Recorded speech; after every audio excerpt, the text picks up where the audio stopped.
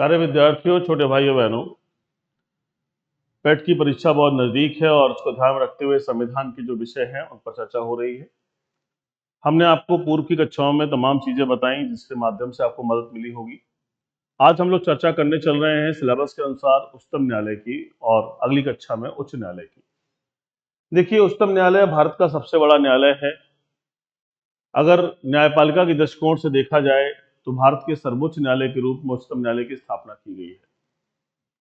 उच्चतम न्यायालय से कहां से प्रश्न आएंगे, कौन से प्रश्न आएंगे, उन्हें मैं तेजी समझाने की दृष्टिकोण से आपके लिए पीपीटी बनाकर लाया हूं और सारी चीजों पर कहां से कैसे क्वेश्चन बनते हैं उन पर चर्चा करूंगा। भारत में 3 तरह के न्यायालय हैं। एक तो सबसे बड़े न्यायालय के रूप में उच्चतम न्यायालय, फिर राज्य स्तर पर उच्च न्यायालय और जिला स्तर पर जिला एवं सत्र न्यायालय। देखें, उच्च न्यायालय उच्चतम न्यायालय क्या है, इस पर क्या क्या चीजें क्वेश्चन बन सकते हैं, सब पर बातचीत करेंगे। देखिए, उच्चतम न्यायालय के संदर्भ में जहां से क्वेश्चन बनते हैं वो पहला पार्ट क्या है आपका कि संविधान किस भाग में उच्चतम न्यायालय के बारे में चर्चा है। ये सारी चीजें हम लोग देख रहे हैं। अनुच्छेद 124 से लेकर 147 के मध्य उच्चतम न्यायालय के उपबंधों का उल्लेख है। उच्चतम न्यायालय का उद्घाटन 28 जनवरी 1950 को किया गया था। ये क्वेश्चन आपको दिमाग में फैक्ट के रूप में रखने हैं। न्यायाधीशों की संख्या को लेकर के जो प्रश्न बनता है तो आज वर्तमान स्थिति क्या है। वर्तमान में एक मुख्य न्यायाधीश तथा 33 अन्य न्यायाधीश हैं। यानी जब भी इसे लिखा जाएगा 1 + 33 लिखा जाएगा। यानी उच्चतम न्यायालय में न्यायाधीशों की संख्या 1-33 है। अगर कुल संख्या के रूप में क्वेश्चन आता है तो आप 34 कर सकते हैं, लेकिन अगर सेपरेटली बात है तो 1-33 माने जाएंगे। तो इन बातों को याद रखिएगा।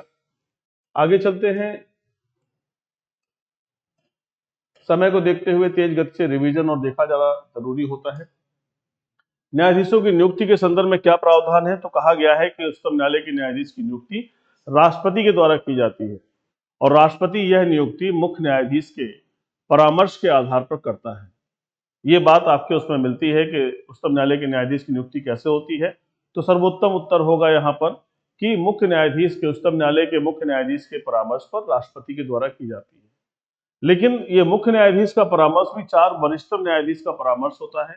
इसलिए जो मुख्य न्यायाधीश का परामर्श है वो अकेले उसका परामर्श ना होकर के 4 वरिष्ठतम न्यायाधीश का परामर्श है, जिसे कलेजियम कहते हैं। इसके परामर्श को ही मुख्य न्यायाधीश राष्ट्रपति को देते हैं और राष्ट्रपति उसी के आधार पर नियुक्ति करते हैं। आइए देखिए, राष्ट्रपति द्वारा ये नियुक्तियां उच्चतम न्यायालय के परामर्श के आधार पर की जाती हैं। उच्चतम न्यायालय के मुख्य न्यायाधीश इस प्रसंग में राष्ट्रपति को परामर्श देने के पूर्व अनिवार्य रूप से 4 वरिष्ठतम न्यायाधीश के समूह से परामर्श प्राप्त करते हैं और इसके बाद न्यायाधीश से प्राप्त परामर्श के आधार पर राष्ट्रपति को परामर्श देते हैं। यानी अगर सिंपल आंसर हो, अगर ऐसा क्वेश्चन हो कि भाई इनकी नियुक्ति कौन करता है, राष्ट्रपति, राज्यपाल, तो ऐसे में राष्ट्रपति उत्तर सही है। लेकिन अगर और गहरा प्रश्न आता है तो इस बात को आपको याद रखना होगा। आइए आगे चलते हैं। क्या कहा गया है, व्यवहारिक तौर पर उच्चतम न्यायालय का सबसे वरिष्ठ न्यायाधीश उच्चतम न्यायालय का मुख्य न्यायाधीश बनता है। यानी अब जो आधार है वो है वरिष्ठता। जो वरिष्ठ होगा वो आदमी उच्चतम न्यायालय का मुख्य न्यायाधीश बनता है। तो जिस क्रम से जो लोग आए हैं उच्चतम न्यायालय में न्यायाधीश बने हैं, उनकी वरिष्ठता के आधार पर इनका निर्धारण होता है, उसी व्यक्ति को मुख्य न्यायाधीश बनाया जाता है। हालांकि बीच में एक बार यह क्रम टूटा था जब अजित नाथ रे को वरिष्ठता क्रम से हट करके न्यायाधीश मुख्य न्यायाधीश बना दिया गया था। लेकिन अभी जो वर्तमान आपकी स्थिति है वो है वरिष्ठता के आधार पर। इन बातों को याद रखिएगा, परीक्षा में ये सब क्वेश्चन आ सकते हैं। एक बार आप वीडियो को देखते हैं तो आपको सारी बातें क्लियर हो जाती हैं। आइए देखें इनकी योग्यताओं संबंधित क्या क्या प्रश्न बनते हैं। न्यायाधीश की योग्यताएं क्या है। पहली योग्यता है कि भारत का नागरिक, यानी कोई भी व्यक्ति जो भारत का नागरिक है वही भारत के उच्चतम न्यायालय का न्यायाधीश हो सकता है। दूसरी बात क्या कही गई है, किसी उच्च न्यायालय अथवा 2 या 2 से अधिक उच्च न्यायालयों में लगातार कम से कम 5 वर्ष तक न्यायाधीश के रूप में कार्य कर चुका हो। यानी क्या कहा गया है कि वह हाईकोर्ट में क्या हो, 5 साल तक 5 इयर्स जज रहा हो, अथवा किसी उच्च न्यायालय में या न्यायालयों में लगातार 10 वर्ष तक एडवोकेट रहा हो। यानी दूसरी योग्यता क्या है, और दूसरी है कि हाईकोर्ट या किसी अदर हाईकोर्ट में 10 वर्ष तक 10 इयर्स तक एडवोकेट रहा हो। तीसरी बात क्या कही गई है, राष्ट्रपति की दृष्टि में कानून का उच्च कोटि का ज्ञाता हो। यानी वो जो है राष्ट्रपति की नजर में उच्च ज्ञाता, पारंगत विधि वेत्ता, ये शब्द आता है। और करके तीसरी कंडीशन क्या है कि पारंगत विधि वेत्ता, विधि वेत्ता किसकी नजर में? राष्ट्रपति की नजर में हो। तो ये योग्यताएं हैं जिनको हमने आपसे चर्चा किया है। हालांकि अभी ऊपर की श्रेणी में तो लोग चुने गए हैं, नियुक्त किए गए हैं, लेकिन अभी पारंगत विधि से वेत्ता श्रेणी के अंतर्गत कोई व्यक्ति उच्चतम न्यायालय का न्यायाधीश नहीं बना है। चलिए आगे चलते हैं मेरे भाई, इसको देखिए। भारत में उच्चतम न्यायालय के न्यायाधीश की नियुक्ति के लिए न्यूनतम आयु का उल्लेख नहीं है। ये बात याद रखने के लिए है कि कोई मिनिमम एज नहीं है, यानी मिनिमम एज के बारे में कोई प्रावधान नहीं है। शपथ, कार्यकाल और पद समाप्ति कैसे होती है, इस विषय पर ध्यान दें। उच्चतम न्यायालय के लिए नियुक्त न्यायाधीश को अपना कार्यकाल संभालने से पूर्व राष्ट्रपति या इस कार्य के लिए उसके द्वारा नियुक्त किए गए व्यक्ति के समक्ष शपथ लेनी होती है। तो क्वेश्चन बहुत पूछा जाता है, किसके समक्ष शपथ लेते हैं? तो राष्ट्रपति महोदय के समक्ष शपथ लेते हैं। फिर क्या कहा गया है, इसको ध्यान दें। अगर राष्ट्रपति नहीं है तो फिर जो व्यक्ति उन्होंने नियुक्त किया है उसके समक्ष शपथ लेंगे। फिर क्या कहा जा रहा है, साधारणतः उच्चतम न्यायालय का प्रत्येक न्यायाधीश 65 वर्ष की आयु तक, ये भी बड़ा कॉमन क्वेश्चन है, ध्यान रखिएगा, अपने पद पर आसीन रह सकता है। इस अवस्था के पूर्व भी वह राष्ट्रपति को लिखित त्यागपत्र दे सकता है। अगर वो पद त्यागना चाहते हैं तो राष्ट्रपति को क्या कर सकते हैं? त्यागपत्र दे देंगे। तो इस आधार पर भी वो अपना पद त्याग सकते हैं। वैसे तो पद त्यागने का तरीका ये है, अगर मृत्यु हो गई तब भी पद खाली हो गया, और अगर उनको हटाने की प्रोसेस है तो वो 124 खंड 4 में है, उस पर भी हम लोग चर्चा करेंगे। तो यहाँ पर ध्यान रखेंगे कि 65 वर्ष की आयु तक पद धारण करते हैं। इसके अतिरिक्त सिद्ध कदाचार अथवा असमर्थता के आधार पर संसद के द्वारा, ध्यान दीजिएगा, साबित कदाचार या असमर्थता के आधार पर संसद के द्वारा न्यायाधीश को उसके पद से हटाया जा सकता है। ये खंड आपका है 124, ये अनुच्छेद क्या है? 124 खंड 4। खंड 4 में ये बात कह दी गई है कि साबित कदाचार या असमर्थता, है ना, वो अपने कद के अनुरूप कार्य नहीं कर रहे हैं या असमर्थ हो गए हैं, तो ऐसी स्थिति में उन्हें उनके पद से हटाया जा सकता है। देखिए, परीक्षा को ध्यान में रखते हुए इस तरह से थोड़ा सा तेजी से चीजों को रिकॉल कराया जा रहा है। हालांकि ये विस्तृत अध्ययन का विषय है और इतना समय नहीं है आपके पास। हम तो अध्यापक हैं, हमारे पास समय है, लेकिन आपके पास नहीं है। वेतन भत्ते और अन्य सुविधाएं क्या है? वेतन भत्ते के संदर्भ में क्या कहा गया है? इनको जो है वर्तमान में उच्चतम न्यायालय के मुख्य न्यायाधीश को 2,80,000 रुपए प्रतिमाह तथा अन्य न्यायाधीश को 2,50,000 रुपए प्रतिमाह वेतन प्राप्त होता है। न्यायाधीशों के लिए पेंशन, सेवानिवृत्ति वेतन की व्यवस्था भी है, यानी इनको जो पेंशन भी मिलती है सेवानिवृत्ति के बाद, उन्हें वेतन भत्ते भारत की संचित निधि से दिए जाते हैं। ये वाला पॉइंट आपके लिए बहुत इंपॉर्टेंट है कि जो पेंशन है और जो वेतन है, ध्यान दीजिएगा, जो पेंशन है, यहीं पर पेंशन भी लिख दे रहा हूं, पेंशन, ये भारत की संचित निधि से दिए जाते हैं। ये भारत की संचित निधि यानी कंसोलिडेटेड फंड ऑफ इंडिया से दिए जाते हैं। परीक्षा बहुत प्रश्न आता है। प्यारे विद्यार्थियों, हम लोग पढ़ रहे हैं उच्चतम न्यायालय का स्थान। देखिए, उच्चतम न्यायालय का स्थान अनुच्छेद 130 में बताया गया है, और 130 में जो बताया गया वो क्या है, ध्यान दीजिए। क्या कहा गया है कि संविधान ने उच्चतम न्यायालय का स्थान दिल्ली घोषित किया है, लेकिन मुख्य न्यायाधीश को यह अधिकार है, ध्यान दीजिए यहाँ पर, कि मुख्य न्यायाधीश को यह अधिकार है कि उच्चतम न्यायालय का स्थान कहीं और नियुक्त करे, लेकिन ऐसा निर्णय वह राष्ट्रपति की पूर्व अनुमति से के बाद ही कर सकता है। यह व्यवस्था वैकल्पिक है, अनिवार्य नहीं है। यानी जो आज वर्तमान में आप स्थान दिल्ली में देखते हैं वो स्थान जो है वैकल्पिक स्थान है, और चीफ जस्टिस ऑफ इंडिया यानी भारत के मुख्य न्यायाधीश राष्ट्रपति की पूर्व अनुमति से, राष्ट्रपति की पूर्व अनुमति, इस बिंदु पर ध्यान दें, राष्ट्रपति की पूर्व अनुमति से क्या कर सकते हैं? ये जो सुप्रीम कोर्ट का स्थान है इसे चेंज करके कहीं भी कर सकते हैं, कहीं भी, यानी स्थान का परिवर्तन हो सकता है। और जो ये व्यवस्था दी गई है, ये व्यवस्था कैसी व्यवस्था है? ये वैकल्पिक व्यवस्था है, यानी उस समय जो आवश्यकता थी उसके हिसाब से कर दी गई, लेकिन ये कोई अनिवार्य नहीं है, फाइनल नहीं है। तो याद रखिएगा, परीक्षा में पूछा जाएगा उच्चतम न्यायालय का स्थान परिवर्तित हो सकता है, नहीं हो सकता है, तो आपको सारी बातें याद रहनी चाहिए। अनुच्छेद 130 है, इस बात को भी ध्यान रखिएगा। अनुच्छेद 130 में बताया गया उच्चतम न्यायालय का स्थान। और सुप्रीम कोर्ट के मुख्य न्यायाधीश को यह अधिकार है, शक्तियां प्राप्त हैं कि वे स्थान का परिवर्तन कर सकते हैं। और वो स्थान परिवर्तन कब होगा? जब अनुमति होगी पूर्व राष्ट्रपति की। अब हम लोग आगे चलते हैं इसी में और देखेंगे शक्तियां एवं क्षेत्राधिकार। देखिए, उच्चतम न्यायालय की अनेकों शक्तियां हैं, उसमें से प्रारंभिक क्षेत्राधिकार या एकमेव क्षेत्राधिकार की हम लोग बात करने चल रहे हैं। इसे कहा जाता है ओरिजिनल ज्यूरिडिक्शन। ओरिजिनल ज्यूरिडिक्शन यानी इसका जो प्रारंभिक क्षेत्राधिकार है या आरंभिक क्षेत्राधिकार है वो क्या है? कौन से मामले यहाँ पर जो है सीधे उच्चतम न्यायालय में आते हैं? तो कहा गया है कि इसका आशय उन विवादों से है जिसकी सुनवाई केवल भारत के उच्चतम न्यायालय द्वारा ही की जा सकती है। इसके अंतर्गत निम्न विषय आते हैं।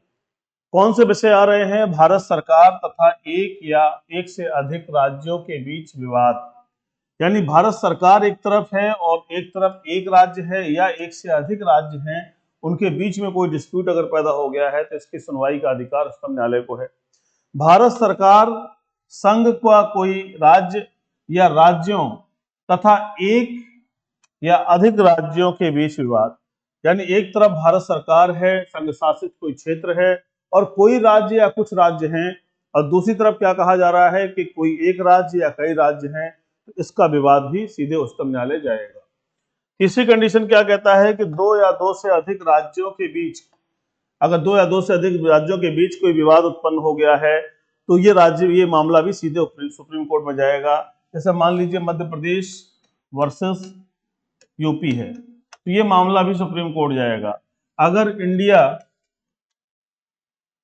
India versus UP and others है तो ये भी जाएगा सुप्रीम कोर्ट में। यानी यही बात समझाने का प्रयास हो रहा है कि भारत के साथ अगर किसी राज्य का विवाद है तो वो जाएगा, या मध्य प्रदेश या उत्तर प्रदेश यानी दो राज्यों के बीच विवाद है तो वो जाएगा। और एक तरफ है इंडिया प्लस कोई केंद्र शासित union territories plus some states, दूसरी तरफ क्या है? कोई स्टेट है या और स्टेट्स है, तो ये वाला भी मामला सीधे सुप्रीम कोर्ट जाएगा। ये तीन बातें मैंने आपको बताई हैं, तीनों याद रखिएगा।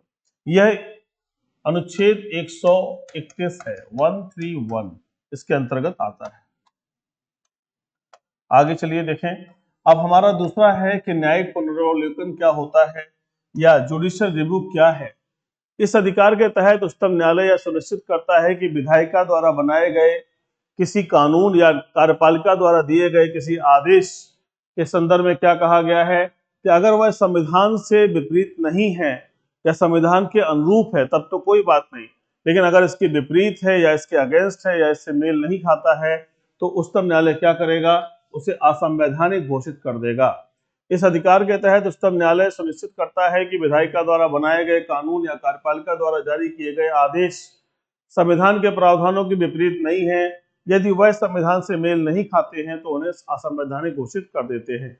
देखिए, ये भी बहुत इंपॉर्टेंट है। और जुडिशियल रिव्यू जो पूरे दुनिया में आया है वो है यूएस कॉन्स्टिट्यूशन से आया है, अमेरिकी संविधान से।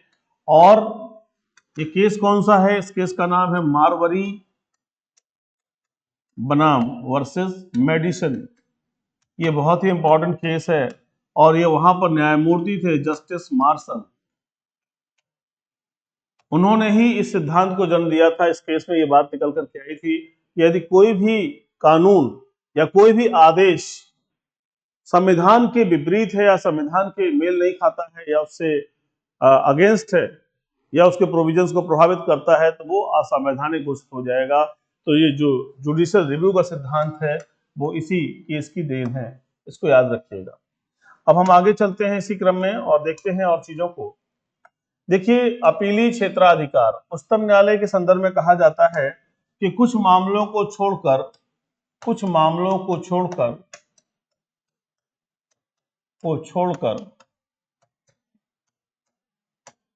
सुप्रीम कोर्ट एक अपीली न्यायालय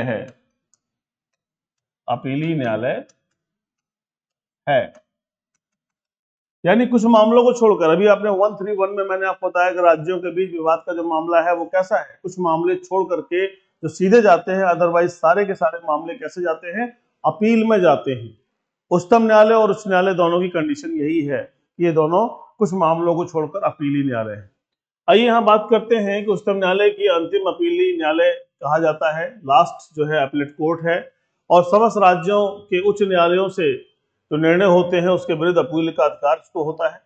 अनुच्छेद 132 क्या कहता है कि अपीली न्याय क्षेत्र को निम्न 4 शीर्षकों में बांटा गया है: संवैधानिक मामला, दीवानी मामला, आपराधिक मामला और विशेष अनुमति याचिका। तो ये 4 तरह की कैटेगरी है। अब मैं एक एक करके इनको डिस्कस करने चल रहा हूं, इसे आप देखेंगे। अब देखिए होता क्या है कि संवैधानिक मामलों में क्या होता है, यहाँ गौर करिएगा। संवैधानिक मामले में अपील कैसे होती है? जब भारत के किसी भी राज्य के उच्च न्यायालय के निर्णय, डिक्री या आदेश के विरुद्ध यदि उच्च न्यायालय यह प्रमाणित कर दे कि मामले में संवैधानिक व्याख्या का प्रश्न सम्मिलित है या शामिल है, चाहे मामला दीवानी हो, फौजदारी हो, तो क्या कहा जाता है? तो उस मामले की अपील उच्चतम न्यायालय द्वारा की जाती है। देखिए कोई मैटर है, उसमें अगर संविधान की बात आ जाए, कि अगर उसमें संविधान के निर्वचन की बात आ जाए, निर्वचन, या इसी को बोलते हैं अर्थान्वयन, अर्थान्वयन अंग्रेजी में बोलते हैं इंटरप्रिटेशन।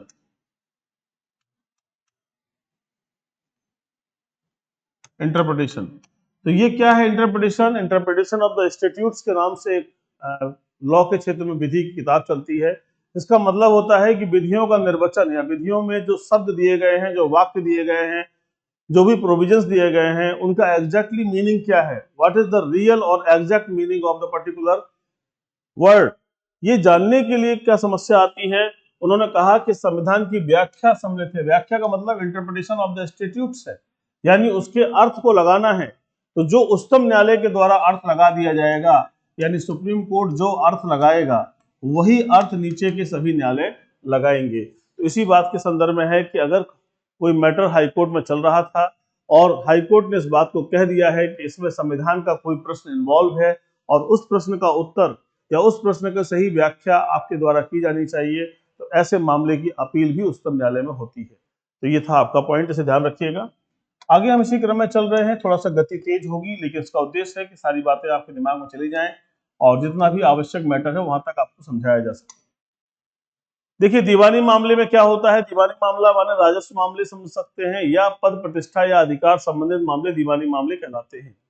इससे संबंध रखने वाले किसी भी मामले के उच्चतम न्यायालय में लाया जा सकता है यदि उच्च न्यायालय यह प्रमाणित कर दे कि मामला सामान्य महत्व का है और निर्णय उच्चतम न्यायालय के द्वारा किया जाना अपेक्षित है। यानी यहाँ पर अगर ये प्रश्न जो है सामान्य महत्व का है, यानी जिसमें सबका हित छुपा हुआ है, सामान्य महत्व, और इसका निर्धारण सुप्रीम कोर्ट के द्वारा ही होना चाहिए, ऐसा अगर हाईकोर्ट कह देता है अपने प्रमाण पत्र में। हाईकोर्ट एक प्रमाण पत्र जारी करता है जिसमें वो लिख के देता है कि इसका निर्धारण हाईकोर्ट सुप्रीम कोर्ट के द्वारा ही किया जाना चाहिए और यह सामान्य महत्व का है, सबसे जुड़ा हुआ मुद्दा है। ऐसे प्रश्न अगर किसी मामले में इन्वॉल्व हैं तो उस मामले की अपील उच्चतम न्यायालय में होगी। तो ये आपका था। इससे पहले उच्चतम न्यायालय में 20,000 रुपए तक के मामले आते थे, किंतु धन की सीमा को 1972 से 30वें संविधान संशोधन से हटा दिया गया है। हालांकि ये प्रश्न आपके लिए बहुत इंपॉर्टेंट नहीं है अब, लेकिन ये वाली बात आपको याद रखने की है कि दीवानी मामले की अपील कब होती है और किन परिस्थितियों में होती है। अगला मैटर है आपका आपराधिक मामले, यानी क्रिमिनल मैटर्स में अपील कब होगी ये बताया जा रहा है। अनुच्छेद 134 के अनुसार उच्चतम न्यायालय उच्च न्यायालय के आपराधिक मामलों के फैसलों की सुनवाई करता है यदि उच्च न्यायालय ने आरोपी व्यक्ति के दोष मोचन के आदेश को पलट दिया है और उसे सजाए मौत दी है। ध्यान दीजिएगा, अगर क्या किया है, दोष मोचन के आदेश को पलट दिया है, यानी डिस्ट्रिक्ट एंड सेशन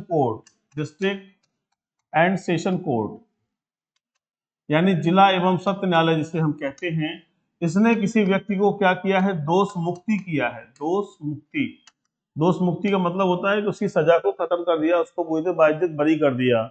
क्या कह रहे हैं कि आरोपी व्यक्ति के दोष मोचन के आदेश को हाईकोर्ट ने क्या किया है, हाईकोर्ट ने इस मैटर को पलट दिया है और क्या कर दिया है, मृत्युदंड दे दिया है, डेथ पनिशमेंट दे दिया है।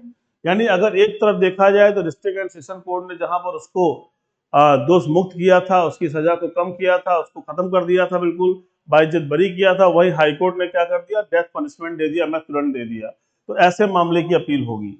किसी अधीनस्थ न्यायालय ने से मामला मंगाकर आरोपी व्यक्ति को दोष सिद्ध किया जाता है और उसे सजाए मौत दी जाती है। यानी अगर डिस्ट्रिक्ट एंड सेशन कोर्ट में मैटर चल रहा था, वहां से मामला हाई कोर्ट ने मंगा लिया और मंगा कर क्या किया, उस व्यक्ति को डेथ पनिशमेंट दे दिया, तो ये वाला मामला भी सीधे हाई कोर्ट चला जाएगा, सीधे सुप्रीम कोर्ट चला जाएगा और वहां पर भी इसकी अपील होगी। यह प्रमाणित किया गया हो कि संबंधित मामला उच्चतम न्यायालय में ले जाने योग्य है। अगर ये एक 134A का सर्टिफिकेट होता है, अगर हाई कोर्ट ने दे दिया है कि ये मामला उच्चतम न्यायालय में ले जाने योग्य है, तो ऐसा मामला भी उच्चतम न्यायालय जाता है। तो कुल मिला के अगर इन स्थितियों में अन्याय होने की संभावना है, तभी जाकर के ये मामला भी सुप्रीम कोर्ट जाता है। इसे याद करने की जरूरत है। ठीक है, हमने आपको आपराधिक मामले बताए। अब आगे चलते हैं इसी क्रम में विशेष अनुमति याचिका। अनुच्छेद 136 के अंतर्गत विशेष अनुमति याचिका की बात कही गई है और क्या कहा गया है कि उच्चतम न्यायालय अपने स्वविवेक से भारत के राज्य क्षेत्र में स्थित किसी भी न्यायालय या न्यायाधिकरण द्वारा किसी भी महत्व के विषय पर दिए गए निर्णय, आदेश, डिक्री, दंडादेश के विरुद्ध सैन्य न्यायालय को छोड़कर विशेष अनुमति, विशेष अपील की इजाजत देता है। देखिए, ये महत्व, किसी भी महत्व की बात की गई है और कहा गया है, यहाँ पे ध्यान दीजिएगा कि भारत के किसी भी उच्च न्यायालय की बात है, स्वविवेक से, ये ध्यान रखिएगा, और न्यायाधिकरण की बात हो रही है। तो अगर कोई मैटर कहीं पर चल रहा है, कोई मैटर है यानी हाईकोर्ट में, तो इसे उठा करके, इसे यहाँ के सीधे निर्णय जब आएगा, अपील में जाएगा। ये अपील में जाने पर क्या होगा कि बहुत टाइम लगता है इसमें। इस बात को लेकर उन्होंने कहा कि 136 में सीधे जाएंगे सुप्रीम कोर्ट, और सुप्रीम कोर्ट में जब जाएंगे तो ये इसका निर्धारण शीघ्र करेगा। तो ये विशेष अनुमति याचिका है, यानी विशेष रूप से जब इसमें अनुमति के लिए याचिका की जाती है, अनुमति याचिका, विशेष अनुमति याचिका है, ये स्पेशल लीव पिटीशन इसको बोलते हैं। तो ये अनुच्छेद 136 है। आपसे पूछा जा सकता है कि विशेष अनुमति याचिका किस अनुच्छेद में बताई गई है, इसका उत्तर हो जाएगा 136। देखिए, जो इंपॉर्टेंट प्रोविजंस हैं मैं उस पर चर्चा कर रहा हूं, और उद्देश्य है कम समय में ज्यादा बातों को समझने का, विस्तार से पढ़ने का समय नहीं है, इसलिए टू द पॉइंट पढ़ना ही आवश्यक है। परामर्श संबंधी क्षेत्राधिकार, यानी जो है सलाहकारी अधिकारिता भी इसे कहते हैं, सलाहकारी अधिकारिता।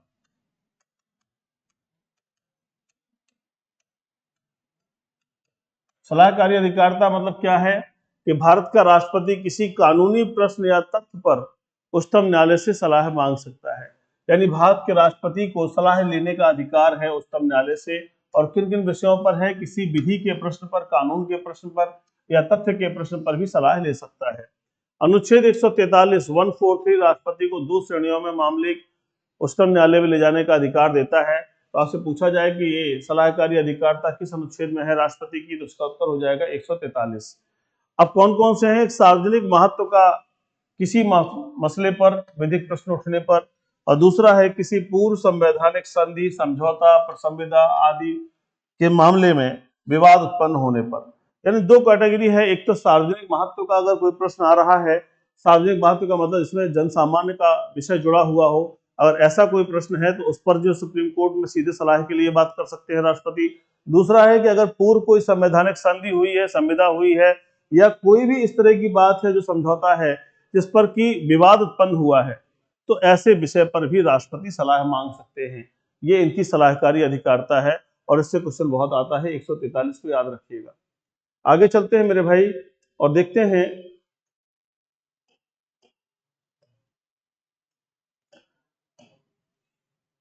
देखिए, ये क्वेश्चन यहां बनता है अक्सर, इस बात को ध्यान रखिएगा।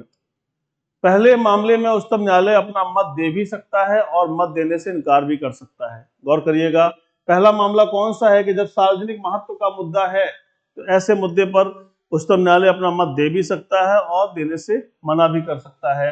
दूसरे मामले पर उच्चतम न्यायालय द्वारा राष्ट्रपति को अपना मत देना अनिवार्य है, क्योंकि वहां पर कोई संधि और समझौता हुआ है, और संधि और समझौते को न्यायालय में आप डिस्कशन करेंगे तो उस पर वो कोर्ट कार्रवाई करेगा। जैसे किसी बॉन्ड पर साइन हुए हैं, तो बॉन्ड की शर्तें इंपॉर्टेंट हो गई ना। अगर 2 लोगों के बीच कोई कॉन्ट्रैक्ट हुआ है, तो 2 लोगों के बीच जो कॉन्ट्रैक्ट हुआ वो शर्तें इंपॉर्टेंट हो गई, तो इसलिए उस पर तो उच्चतम न्यायालय अपनी राय देगा, लेकिन किसी सार्वजनिक महत्व के प्रश्न पर या किसी तथ्य के प्रश्न पर बाध्य नहीं है देने के लिए। ये बात यहाँ पर बताई गई है। क्वेश्चन जो बनता है वो यहाँ से बनता है, दोनों मामलों में उच्चतम न्यायालय का मत सिर्फ सलाह होती है, यानी उच्चतम न्यायालय जो देगा वो जो है सब क्या होगा, सलाह होगा, यानी वो बाध्यकारी नहीं है। कहने का मतलब यह है राष्ट्रपति इसके लिए बाध्य नहीं है कि वह इस सलाह को माने, यही क्वेश्चन है। अक्सर परीक्षा में बहुत आता रहा, पीसीएस में, लोअर में और तमाम परीक्षाओं में पूछा गया कि अनुच्छेद 143 के अंतर्गत राष्ट्रपति जब उच्चतम न्यायालय से सलाह मांगता है तो उसके द्वारा मांगी गई क्या सलाह जो है बाध्यकारी होती है, तो उसका अवसर होगा कि वो बाध्यकारी नहीं होती है। राष्ट्रपति माने या ना माने सलाह ले सकता है, ठीक है। और सलाह कहाँ कहाँ देने के लिए कहा गया है, सार्वजनिक प्रश्न या तथ्य के प्रश्न पर सलाह देने के लिए उच्चतम न्यायालय बाध्य नहीं है। दूसरा, जहां संविधान के पूर्व की स्थिति है या जो जहां पर कहा गया है कि जो है संवैधानिक समझौते हैं या प्रसंविधाएं हैं या कोई और समझौते हैं या संधियां हैं, वहां पर अगर कोई विवाद उत्पन्न होता है तो उच्चतम न्यायालय अपनी सलाह देगा। तो ये आपका अनुच्छेद 143 था, इसे याद रखिएगा, परीक्षा में पूछा जाता है। हालांकि ये अच्छे प्रश्नों में इनको देखा जाता है। अब आइए हम यहाँ बात कर रहे हैं अभिलेख न्यायालय। अभिलेख न्यायालय का मतलब क्या होता है कि supreme Court is a court of record, और इसे अनुच्छेद 129 में एक्सप्लेन किया गया है। अनुच्छेद 129 क्या कहता है कि उच्चतम न्यायालय एक अभिलेख न्यायालय होगा। 1 to 9 उच्चतम न्यायालय द्वारा दिए गए सभी निर्णयों को प्रकाशित किया जाता है तथा अन्य मामलों में उनका हवाला दिया जाता है। इस प्रकार यह एक अभिलेख न्यायालय होता है। यानी देखिए क्या है कि जो भी यहाँ उच्चतम न्यायालय के जो निर्णय होते हैं, इन्हें निर्णय कहा जाता है, इन्हें क्या करते हैं, एक रिकॉर्ड के रूप में रखते हैं। और ये रिकॉर्ड जो है क्या करता है, ये अधीनस्थ न्यायालयों के लिए, अधीनस्थ न्यायालय चाहे ये हाई कोर्ट हो या डिस्ट्रिक्ट कोर्ट हो या अदर कोर्ट्स हो, इन सभी के लिए क्या करता है, ये जो निर्णय होता है वो एक बाध्यकारी प्रभाव रखता है। The judgment given by the Supreme Court is the law of the land. यानी अगर सुप्रीम कोर्ट ने किसी जगह पर कोई जजमेंट दिया है तो this is known as a law of the land. Bharat के लिए वो अपने आप में विधि हो गया है। No court will avoid it, यानी कोई भी अदालत इसे अवॉइड नहीं कर सकती है। अगर किसी कोर्ट ने अवॉइड कर दिया तो this will be known as a contempt of court. इसे कहा जाएगा न्यायालय की अवमानना, और न्यायालय की अवमानना के लिए सजा दी जाएगी। तो कोई नीचे की अदालत, चाहे हाई कोर्ट हो चाहे डिस्ट्रिक्ट कोर्ट हो, कोई भी उच्चतम न्यायालय के निर्णय से खिलाफ नहीं जा सकते। जो कुछ भी उन्होंने कहा है उसी को फॉलो करना पड़ेगा। तो ये मैंने आपको यहाँ बताया है। मौलिक अधिकारों का रक्षक है उच्चतम न्यायालय के संदर्भ में क्या कहा गया है, यह नागरिकों के मौलिक अधिकारों के रक्षक और संविधान का संतुलन चक्र है। सब कुछ यहीं पर बैलेंस होता है, क्योंकि आर्टिकल 32 के तहत अगर हम गौर से देखेंगे तो मौलिक अधिकारों के संरक्षक के रूप में नजर आता है अनुच्छेद आर्टिकल 32। ये संवैधानिक उपचारों का अधिकार यहाँ पर छिपा हुआ है, और 5 प्रकार की रिट हैं। मैंने पूर्व की कक्षाओं में आपको 5 रिट के बारे में बताया है, इसे आप देख लीजिएगा, तैयार कर लीजिएगा, ठीक है। तो ये हमने आपको बताया है, पूछा जाए आपसे तो उसका उत्तर आप दे सकेंगे। अब हम लोग आगे चलते हैं। अन्य शक्तियां क्या हैं? अपने स्वयं के फैसले की समीक्षा करने की शक्ति रिवाइजरी जुडिक्शन इसे है, और इस तरह अपने पूर्व के फैसले पर अडिग रहने को बाध्य नहीं है, और सामुदायिक हितों व न्याय के हित के में इससे हटकर भी फैसले ले सकता है। यानी क्या कहा गया है, सुप्रीम कोर्ट अपने निर्णय से बाध्य नहीं है, से बाध्य नहीं है। यानी सुप्रीम कोर्ट के बारे में क्या है कि नीचे की सभी अदालतें बाध्य हैं, ये सभी अदालतें बाध्य हैं, चाहे हाई कोर्ट हो या डिस्ट्रिक्ट कोर्ट हो, लेकिन स्वयं में सुप्रीम कोर्ट अपने निर्णय से बाध्य नहीं है। वो कभी भी किसी भी परिस्थिति में अपने निर्णय को उलट सकता है, बदल सकता है। इसलिए इस बात को याद रखिएगा, यह अन्य शक्ति के रूप में इसको दिखाया गया है। आगे चलते हैं मेरे भाई, और यह है आपका जनहित याचिका, पब्लिक इंटरेस्ट लिटिगेशन। देखिए इसे सुन लीजिए, फिर इसका व्याख्या करते हैं। इसका शुभारंभ तत्कालीन मुख्य न्यायमूर्ति जस्टिस पी.एन. भगवती और न्यायमूर्ति वी.आर. कृष्णा अय्यर, इन दोनों के नाम याद रखिएगा। Justice PN. भगवती का नाम बहुत ज्यादा फेमस है, और ये चूंकि मुख्य न्यायमूर्ति हैं पी.एन. भगवती जी और न्यायमूर्ति वी.आर. कृष्णा अय्यर, इन्होंने 1981 में जो है इसका शुभारंभ किया। और इससे तात्पर्य है कि यदि ऐसा कोई व्यक्ति जो पीड़ित है और न्यायालय में नहीं जा सकता, तो इस स्थिति में अन्य व्यक्ति या गैर सरकारी संगठन को यह अधिकार है कि वे पीड़ित व्यक्ति की तरफ से न्याय की मांग कर सकते हैं। यानी जो व्यक्ति पीड़ित है उससे भिन्न व्यक्ति, अन्य व्यक्ति या गैर सरकारी संगठन, एनजीओ जिन्हें बोलते हैं, एनजीओज, और कोई दूसरा व्यक्ति भी उसके लिए, जो व्यक्ति पीड़ित है, जो परेशान है, उसके लिए न्यायालय में जा सकता है, न्याय की मांग कर सकता है, और इसी को कहते हैं पीआईएल। क्वेश्चन बनते हैं पीआईएल की किसने शुरुआत की है? तो जस्टिस पीएन भगवती और जस्टिस बीआर कृष्णा अय्यर। कब की गई है? 1981 से की गई है। और इसके लिए कौन कौन लोग न्याय हित में जा सकते हैं? तो कोई भी अन्य व्यक्ति जा सकता है, गैर सरकारी संगठन जा सकते हैं। इन बातों को याद रखिएगा।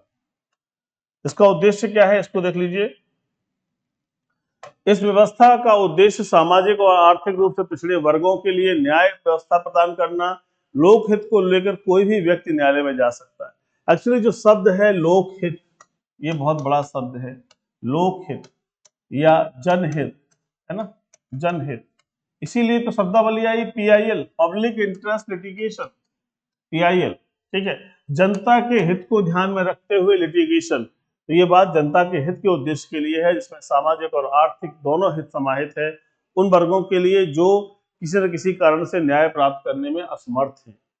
कई मामलों में न्यायाधीशों ने अखबारी कागजों को जनहित याचिका के रूप में स्वीकार किया और स्वतः संज्ञान में लेकर, और कोई भी व्यक्ति पोस्टकार्ड के माध्यम से न्यायालय में याचिका दायर कर सकता है। देखिए, याचिका दायर करने के लिए तो एक पूरी पीआईएल है, एक प्रॉपर तरीका है। दूसरा क्या है, न्यायालय ने स्वप्रेरणा से भी संज्ञान लिया है, सुओ मोटो जिसे बोलते हैं। और इसके अलावा क्या है, कोई व्यक्ति एक पोस्ट कार्ड डाल करके भी न्याय की अपेक्षा कर सकता है। तो ये तीनों चीजें हैं, इनके माध्यम से जा सकते हैं, एक प्रॉपर तरीके से, एक जो है स्वप्रेरणा से, और एक पोस्ट कार्ड के माध्यम से न्यायालय इस पर सुनवाई करता है और कार्रवाई करता है। हालांकि इस माध्यम से बहुत सारे लोगों ने इतने पोस्ट कार्ड भेज दिए कि वहां बोरों भर के पोस्ट कार्ड पहुंचने लग गए। तब न्यायालय ने फिर एक तरीका बनाया कि उन्हीं पोस्ट कार्ड पर दी गई बातों को ध्यान में रखा जाएगा जिनमें कुछ सब्सटेंस होगा, जिनमें कोई महत्व होगा, और जिन बातों का न्यायालय में पेश किया जाना उचित है उसकी जांच होगी, और गलत पाए जाने पर लोगों पर हर्जाना भी लगेगा। तो ऐसी स्थिति में अब लिटिगेशन की संख्या कम हो गई है, हालांकि पहले तो बहुत भीड़ आ गई थी। आगे चलते हैं, और हमने यहां तक देखा चीजों को। अब देखिए, अब अगला हमारा जो अध्याय होगा वो होगा हमारा उच्चतम न्यायालय के बाद उच्च न्यायालय। इसे आप तैयार कर लीजिएगा। उच्चतम न्यायालय से जो भी प्रश्न बन रहे हैं उनको ध्यान रखिएगा। ठीक है, हम लोग अगली कक्षा में मिलेंगे और आपको ढेर सारी बातें बताएंगे। पेट की पढ़ाई जो चल रही है, समय कम बचा हुआ है, एक बार दो बार चीजों को देख लीजिए और परीक्षा में पूरे मन और विश्वास के साथ आंसर करिए। हर हाल में आप एलिजिबिलिटी टेस्ट को क्वालिफाई करेंगे और फिर आगे की तमाम वैकेंसीज में आपको परीक्षा में बैठने का मौका मिलेगा। अपना ख्याल रखें, सकुशल रहें। जय हिंद।